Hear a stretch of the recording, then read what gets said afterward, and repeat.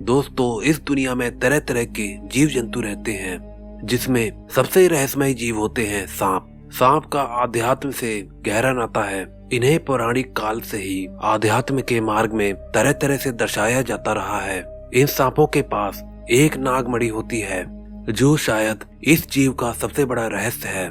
दोस्तों, आज के एपिसोड में हम नागमणि के पूरे रहस्य को विस्तार से जानेंगे। हम देखेंगे कि नागमणि में कौन कौन सी शक्तियां होती हैं, आखिर प्राचीन काल से लोग इसकी खोज में क्यों लगे हुए हैं, क्या आज भी नागमणि के सबूत हमारी इस दुनिया में मौजूद हैं, और आखिर ये उत्पन्न कैसे होती है। तो दोस्तों, इस एपिसोड को अंत तक जरूर देखिएगा। और दोस्तों, अभी तक आपने चैनल को सब्सक्राइब नहीं किया है तो चैनल को सब्सक्राइब जरूर कर लें। और दोस्तों, अगर वीडियो पसंद आए तो साथ में लाइक का बटन भी जरूर दबा देना। चलिए शुरू करते हैं। दोस्तों, भारत में कोबरा प्रजाति के सांपों को नाग कहा जाता है, और यही प्रजाति सबसे रहस्यमय भी है, जिनके पास नागमणि को धारण करने का सामर्थ्य होता है।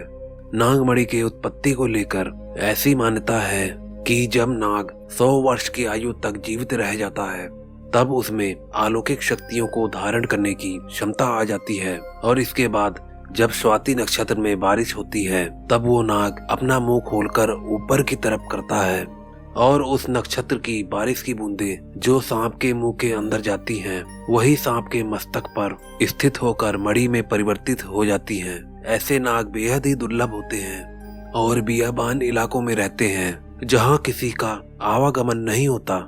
इस मणि की वजह से नाग में कई सारी चमत्कारी शक्तियां उत्पन्न हो जाती हैं, जिसकी मदद से वो नाग जब चाहे रूप बदल कर इंसान या कोई भी जानवर बन सकता है। उसे शिकार करने जाने की जरूरत नहीं पड़ती, क्योंकि नागमणि के अंदर से एक रोशनी निकलती रहती है। वो अंधेरे में नागमणि बाहर निकालता है और उसकी रोशनी से आकर्षित होकर आए हुए जीव जंतुओं को खाता है। दोस्तों, नागमणि की शक्तियों की बात करने से पहले हम इसकी अस्तित्व की सच्चाई पर नजर डालेंगे। पौराणिक लोक कथाओं से लेकर हमारे ग्रंथों तक इसका वर्णन मिलता है। मान्यता है भोलेनाथ के गले में विराजने वाले नाग वासुकी के पास नागमणि है, जिसमें शक्तियां भगवान शिव से आती हैं। इस सागर में शेषनाग के पास भी नागमणि है, जिसके ऊपर विष्णु आराम करते हैं। भगवान कृष्ण ने यमुना नदी में जिस कालिया नाग से युद्ध किया था, उसके पास भी नागमणि मौजूद थी। श्रीमद् भागवत पुराण के 5वें स्कंद में वर्णन मिलता है। इस धरती के नीचे 7 अलग अलग लोक मौजूद है, जिन्हें अतल, वितल, सुतल, तलातल, महातल, रसातल और पाताल कहा जाता है। यहाँ सूर्य की रोशनी नहीं होती और चारों ओर अंधकार होता है। यहाँ कुछ दुर्लभ और विशालकाय नाग भी रहते हैं, जिनके फन पर नागमणि होती है। ये नागमणि इस अंधकार को दूर कर कर चारों ओर रोशनी फैलाती है। इसके अलावा रहस्य संहिता में भी नागमणि के बारे में कई रोचक बातें बताई गई हैं।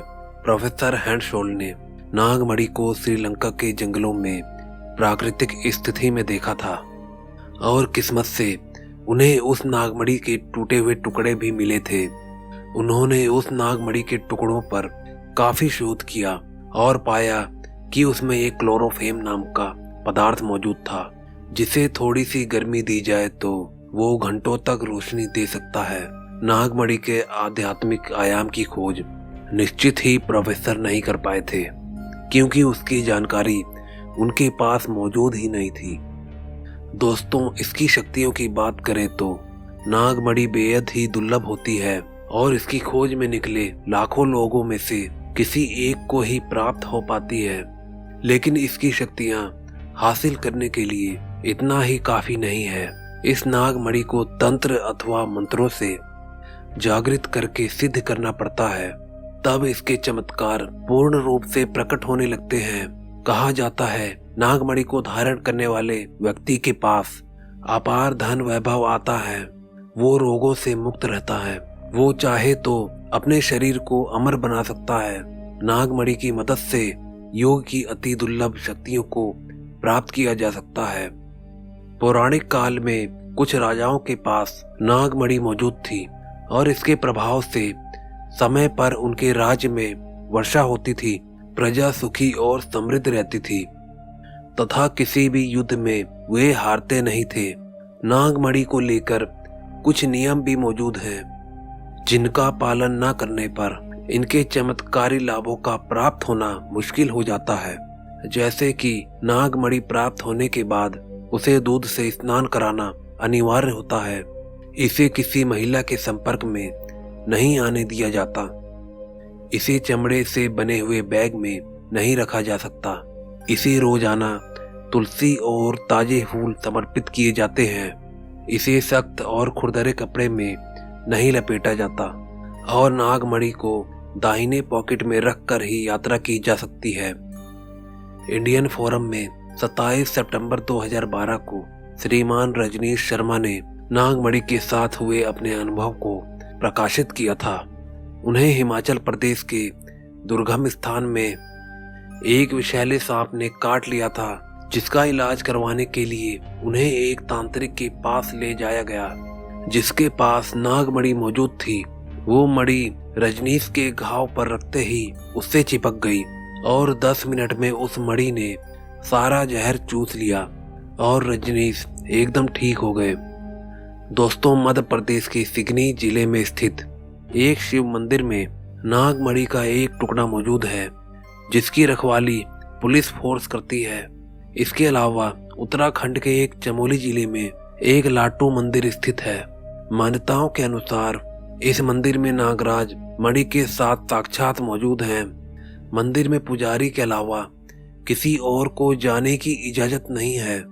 पुजारी अपने आंख और नाक को ढककर अंदर जाते हैं क्योंकि ऐसा कहा जाता है कि मणि के तीव्र रोशनी से कोई भी अंधा हो सकता है और नागराज की जहरीली गंध नाक में जाने से किसी की भी मृत्यु हो सकती है।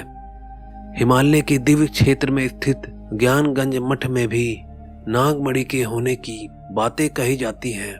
दोस्तों, प्राचीन काल से लोग इस नागमणि की दुर्लभ शक्तियों की वजह से इसकी खोज में रहे हैं और आज भी इसका ज्ञान रखने वाले बड़े बड़े तांत्रिक और सपेरे इसकी खोज में रहते हैं। हम इस रहस्य के बारे में कोई दावा नहीं कर सकते क्योंकि हमारे पास इसके अस्तित्व का कोई भी सबूत मौजूद नहीं है। लेकिन दोस्तों, जो लोग इस रहस्यों को बिना खोज के नकार देते हैं उनके पास भी इन रहस्यों के ना होने का कोई सबूत नहीं होता। दोस्तों, आपको ये एपिसोड कैसे लगा कमेंट करके जरूर बताएं और अभी तक आपने इस चैनल को सब्सक्राइब नहीं किया है तो जल्दी से लाल बटन दबा के चैनल को सब्सक्राइब जरूर कर लें और साथ में दिए गए बेल आइकन को भी जरूर दबा देना। और दोस्तों, अभी तक आपने वीडियो को लाइक नहीं किया है तो फटाफट वीडियो को लाइक कर दे और साथ में अपने दोस्तों को शेयर भी कर दे। तो दोस्तों, आज के लिए इतना ही। मैं मिलता हूँ आपको नेक्स्ट वीडियो में। Okay, bye.